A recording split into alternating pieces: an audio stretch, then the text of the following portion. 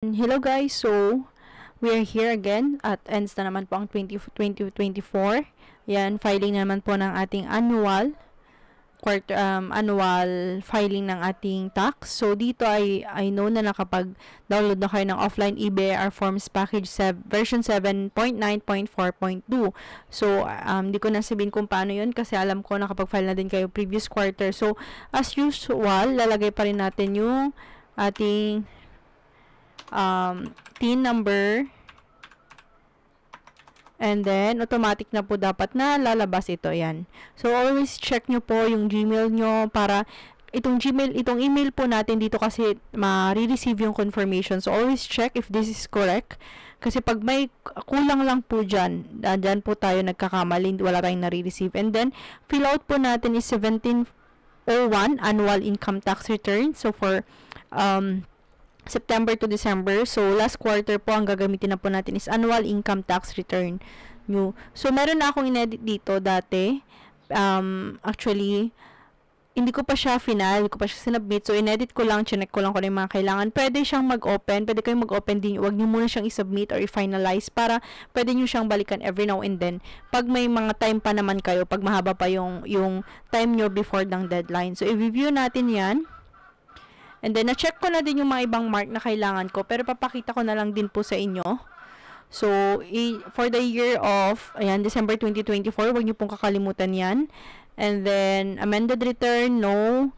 Yung kwan po natin. And huwag niyo kalimutan din i-check yung 8% IT rate natin. Kasi, pag once na wala po kayong chine-check dito, automatic po siya na yung 3% or percentage tax the following year na yan. So, yung details nyo, check po natin to. In-input ko na lang itong mga to. Birthday, citizenship, lalagay nyo na dun, contact number, yung civil status nyo, lahat yan. And then, dito, kagaya, as usual, 0 pa rin dito, kung wala tayong ginagalaw dun sa ating page 2. So, next lang po natin, kung makita nyo, hindi pa siya na-validate, hindi pa siya na-submit or final, so, pwede pa nating i-edit to. As long as wala pa po kayong pinipindot dito, pwede nyo pa siyang i-edit, balik-balikan, para i-double check nyo yung mga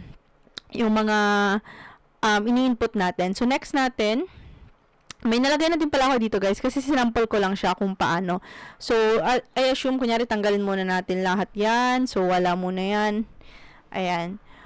So, dito, I prepared an Excel file for me to track, para mas madali yung tracking ko ng aking mga filing. So, ito po siya. Ayan, January per quarter, ginawa ko na siya. And then, make sure nyo din po na sinisave nyo yung mga files. Ipapakita ko sa inyo how I manage it. So, naka-separate folder po ako, BIR. First quarter, second quarter, third quarter. So, pag inopen natin yung first quarter, andito yung email confirmation. In the same time, yung mismong BIR. So, itong merge naman is kinukombine ko na siya para minsan na yung pagkita ko. So, ipakita ko to sa inyo.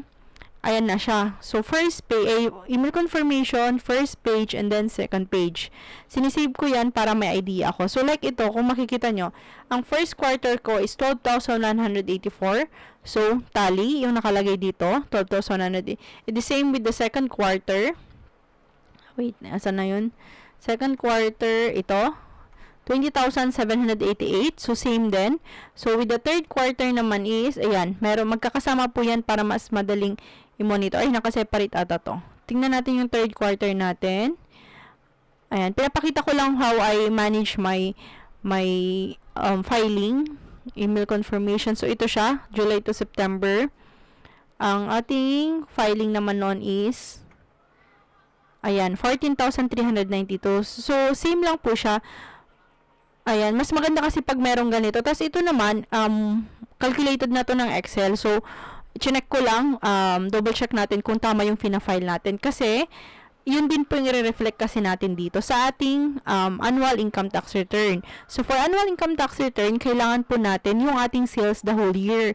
So, may expense kayong makikita dyan, hayaan nyo lang siya kasi naka 8% income tax rate naman po tayo. So, wala tayong i-deduct na expenses. Pero, nilagay ko na lang dito for my own preference. So, kung makita nyo naman, income statement po ito. So, ito po yung pinakasimpleng naintindihan ko at ginagawa ko for myself. I know na may mga mali ako dito in terms of very detailed ng accounting purposes or yung mga bookkeeping purposes natin. So, this is how I name it lang para mas madali kong i-monitor. Kasi sabi din nung isang pinagtanungan ko dun sa parang satellite office ng BIR sa municipality, sabi kasi niya, dapat mas naiintindihan mo yung ginagawa mo kaysa dun sa pangungopia mo, dun sa ibang way ng mga bookkeeper or accountant. Kasi pag kukopyahin mo yan, hindi mo naman naiintindihan mismo yung pagbo-bookkeeping mo, then how can you prepare yourself sa pagsagot dun sa mga mag-audit sa'yo. So, yun yung sinabi naman sa akin.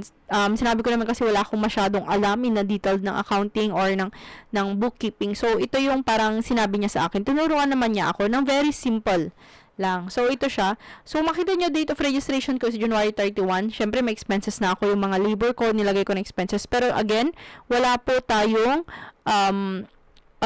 wala pong any changes na gagawin tayo sa expenses na ilalagay dito para zero tax due tayo.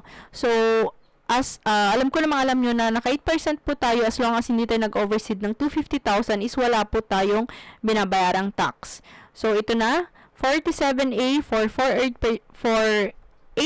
income tax rate. Dito po tayo sa 4.B. So, for the 8%, yung buong year po natin is to 114,388. So, parehas po sila dito. Ayan, so, yun po ilalagay natin. 114,388. And then, kung makita nyo dito, may 9,151 tayong tax due.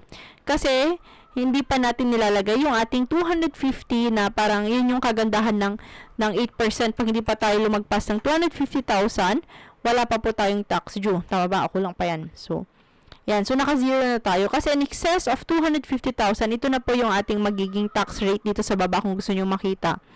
If just in case naman po na nag-over kayo ng 250,000, may lalabas dito. Or else, kunyari first quarter pa lang, may lumabas na kayong tax due, dito nyo lang siya ita-tax credit, lalagay nyo dito para malas yung andito. So, yan po yung pinakasimple. So, ako naman walang credit, walang umuutang dun sa aming store kasi maliit lang siya na store, services lang siya, printing, so bayad na kaagad. So, hindi ganun ka-komplikado yung mga statement na mga nare-receive ko kasi nga po hindi siya yung sobrang laking kumpanya na may credit, na may inuutang, may mga saka nababayaran. So, lahat po is pagka-render ng service is nagbabayad naman na po sila. So, ito siya. So, ilalagay natin 114,388. Tama naman po. So, makita nyo, zero tax due tayo. So, double check natin yung ating kwan ulit. 114,388. Ayan, mas okay na yung double check. Kasi kahit ako, kinakabahan din po ako pag nag-file ako nito. Kasi nga po, very prominent yung pagkakaroon ng tax penalty, tax due, mga ganon natin. And then, doon na po natin gagawin yung validate natin. Okay. And then, saka natin siya is submit or final copy. Yan, submit and final copy po tayo. Yan, valid email address, yun yung sinasabi ko kanina. And then, submit po natin. Okay.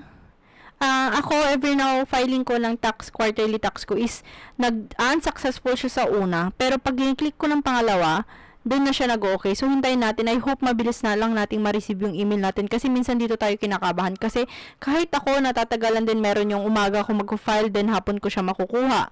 Mari-receive yung email. Kaya napakakaba ito. Kasi kailangan natin yung email, guys. Ayan. Ay, for the first time, ito yung first time kong nag-successful siya kaagad. So, huwag niyong kalimutan i-click yung okay. And then, you can now pay electronically. Close lang natin. And then, yan, okay na siya. Wala na tayong magagawa. Hindi na natin siya ma-edit unless i-amend natin siya. So, ang gagawin natin, wag niyong kalimutan i-print. And then, file. Ang ginagawa ko, sinisave ko siya as PDF. Dito. Para may copy yung computer namin. The same time, nagpiprint din po ako ng aking hard copy paper. So, PDF 24, print lang natin. Save as PDF. Ayan, ini-extract na niya. And then, lalagay ko lang siya dito. Mag-renew lang ako ng aking folder. Folder, create new. Wait lang. Gawa tayo ng bago nating folder. New folder. Lalagay naman natin dito fourth quarter. Lagay pa natin is yung 2024. Ayan, saan natin open. And then, save natin siya dito. Ang ginagawa ko, guys, is kung ano yung file name ko sa first quarter ko, yun yung nilalagay ko, kagaya niyan. Ilagay ko lang sa BAR fourth quarter. So, pinapalitan ko lang to ng 1701A kasi A na po siya. Hindi na siya quarterly. Annual na siya. And then, yung month,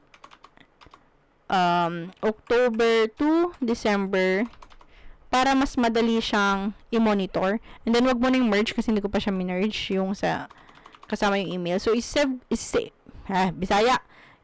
ko lang po ito. And then, check nyo muna bago nyo siya i-cancel kung na-save na natin siya. BAR, Olive Docs, fourth quarter. So, ito na siya.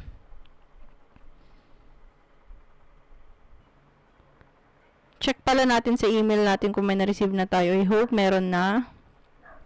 Gmail. Di bali, na-save naman natin yung page 1 and page 2. Ayan. Kung wala kang nare-receive dito, guys, sa ating mismong inbox, punta kayo sa may spam. Spam. Naku, wala din. So, maghintay na lang din tayo siguro. So, kasi yung iba, tignan nyo dito. Mayroon din kasi ang filing ng BAR mismo dito.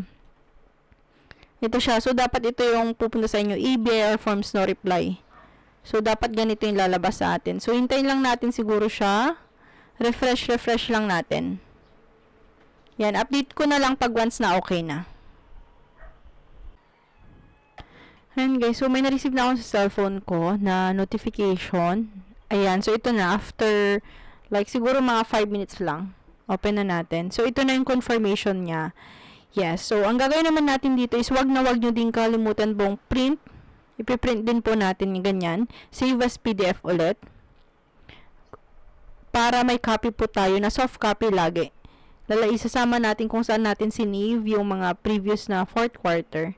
Ayan. So, ang lalagay po natin is kung anong pangalan din nung third quarter natin. Ito, confirmation. Fourth quarter. Papalitan ko lang ito ng fourth quarter.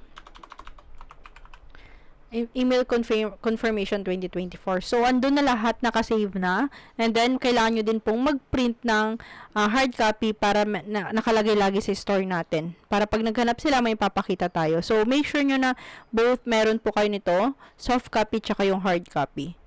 Ayan.